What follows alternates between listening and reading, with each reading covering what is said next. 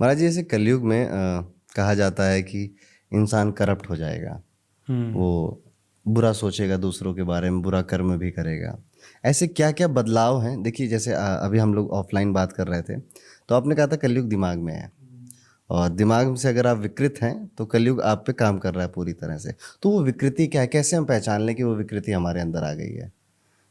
कलयुग, सबसे पहली बात वही बात जो मैं आपसे कह रहा था कि वो दिमाग में है, विचारों को परिवर्तित करता है। जैसे जैसे समय आगे बढ़ रहा है ना, लोगों की विचारधाराओं में संकीर्णता आती जा रही है, और ये संकीर्णता ही कलयुग है। कलयुग कोई हवा में नहीं है, कलयुग कोई एटमॉस्फेयर में नहीं है, सबके हृदय में और सबकी बुद्धि के विचारधाराओं में। क्यों कहा जाता है कि संत महापुरुष कहते हैं कि भाई भजन करो, कीर्तन करो, सत्संग करो, कथाएं सुनो?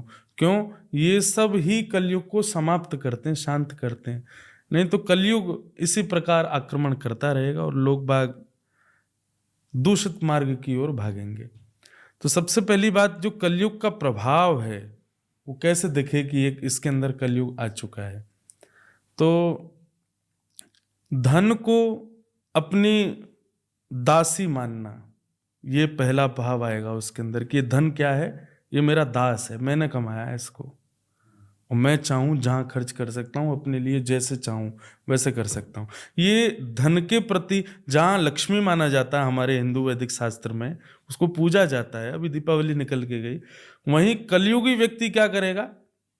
वो रावण के जैसा स्वभाव वाला हो जाएगा, लक्ष्मी को अपनी दासी बनाने का प्रयास करेगा। ये कलयुग का पहला काम। दूसरा काम, कलयुग में भक्ष अभक्ष सेवन और दूषित वस्तुओं का, मैंने एक जगह कह रहा था कि अगर एक दिन के लिए अनाउंसमेंट हो जाए कि भाई आज का दिन ऐसा है कि व्यक्ति कितना भी पाप कर ले उसको पाप नहीं लगेगा तो विश्वास मानना आप, अत्यंत धर्मावलंबी व्यक्ति भी पाप कर बैठेगा। उस दिन उसको भी लगेगा कि आज तो कर ही लो, आज तो लगना नहीं है पाप। महापापी क्या करेंगे वो तो भूले ही जाओ।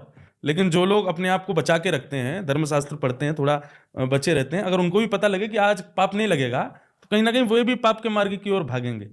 तो कलयुग का दूसरा प्रभाव है कि अन्न दूषित हो जाएगा, जल दूषित हो जाएगा, कुछ भी खाने पीने में आपको संकोच नहीं होगा। तो पहला धन दास, दूसरा कुछ भी सेवन करने में कोई मन में ग्लानि नहीं, और तीसरा होगा पर स्त्री पर पुरुष संग। उसमें बिल्कुल किंचित भी ऐसा भाव नहीं आएगा कि ये पाप है, लगेगा सहज है, इसमें कोई गलत तो है नहीं। और आजकल हो ही रहा है, सब लोग ये बात को विचार करते हैं कि नहीं, हमारा जीवन हम चाहे जैसे जिए, चाहे जो करें। तो ये कलयुग का प्रभाव ये भागवत में है, द्यूतम पानम स्त्रीह सूना यत्रा धर्मश्चतुर्विध पुनश्च याचमान जात रूप मदात प्रभु। तो पहला धर्म, धन को दास, दूसरा अन्न की दूषितता, तीसरा पर स्त्री पर पुरुष संग, और चौथा बताया कलेश के प्रति बहुत रुचि। आपने मुझे कुछ गलत बोला तो स्वभाव क्या, ठीक है बोल दिया यार, उसका मुंह में बोला उसने, मेरे को क्या फर्क पड़े, मैं चलता बनूं अपना। नहीं, इसने मुझे बोला कैसे, अब इसको छोड़ूंगा नहीं मैं। अब लगे महाराज कलेश करने में, व्हाट्सएप पे मैसेज किए जा रहे हैं, फोन पे फोन, मिल मुझे 4 आदमियों के संग मिल, तुझे मैं बताऊं तूने बोला कैसे। फेसबुक पे किसी ने कमेंट गलत डाल दिया फोटो पे, अब इसको ढूंढो कौन है ये, इससे विवाद करूं, मतलब विवाद के प्रति रुचि हो जाना, ये कलयुग का प्रभाव।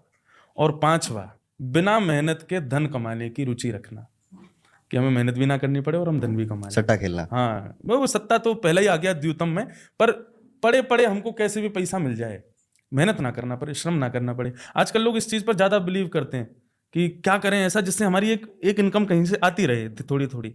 लेकिन लोग भूल जाते हैं कि उसमें कलयुग का निवास है, मेहनत करके कमाओ तभी कलयुग से बचेंगे।